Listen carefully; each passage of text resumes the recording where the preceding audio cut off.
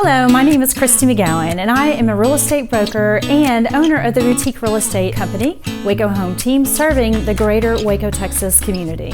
I'm happy to be speaking with you today to bring you the latest in market intel. We, all realtors, are gathering feedback from our clients, concerns that Waco in particular is in a price bubble. Buyers are fearful of another housing crisis, and Waco, they believe, is particularly susceptible due to the popularity of a television show. Couple this with talks of a recession and boom, buyer paralysis and price slashing.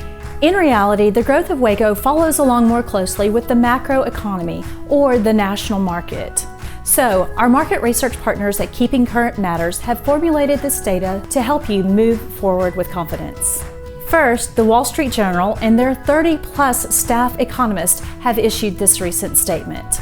The economic expansion that began in mid-2009 and already ranks as the second longest in American history most likely will end in 2020 as the Federal Reserve raises interest rates to cool off an overheating economy. Further, recessions are notoriously difficult to predict. Forecasters saw the chances of a recession rise back in 2011 and in 2016. Both turned out to be false alarms. So our team of market researchers thought we would reach out to another company to see if they felt the same way. Pulsenomics, within a short time frame of the Wall Street Journal's statement, issued a survey to numerous economists, market analysts, and real estate experts with three important questions. Number one, when is the recession going to occur? Number two, what are the possible triggers of this next recession?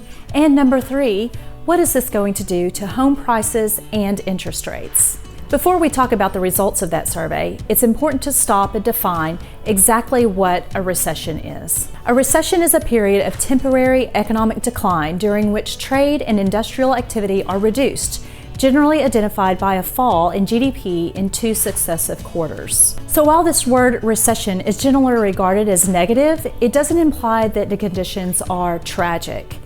A decline in activity could just be a slower rate of increase, not necessarily a negative rate. So back to the Pulsenomics survey. They concurred that the next recession would happen in 2020. The second question on the survey is, what are the triggers? For example, what is going to cause this next recession? The top three triggers for the next recession are, in first place, monetary policy at 137 points.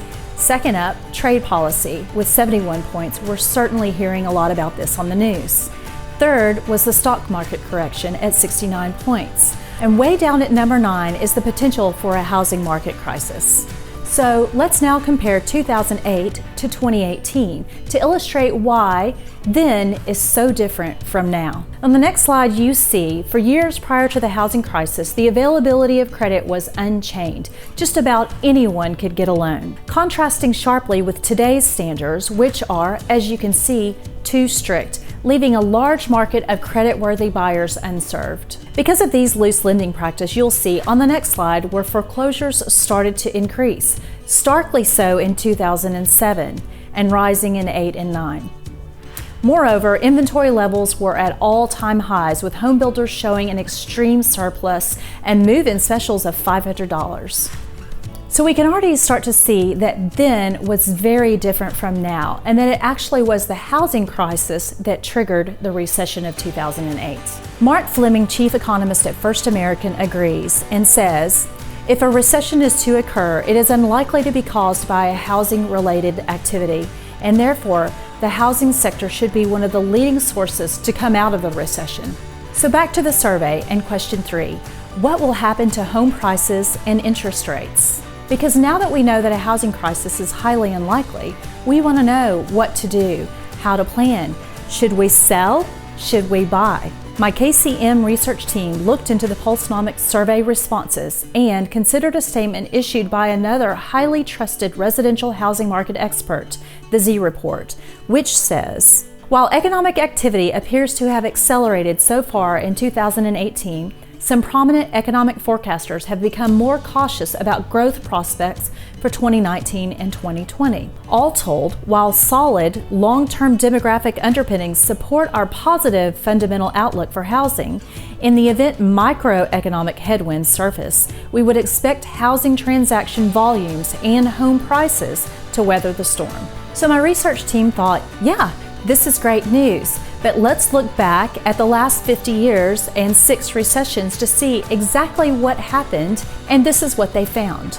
Further, the last 6 times that mortgage rates increased, so did home prices.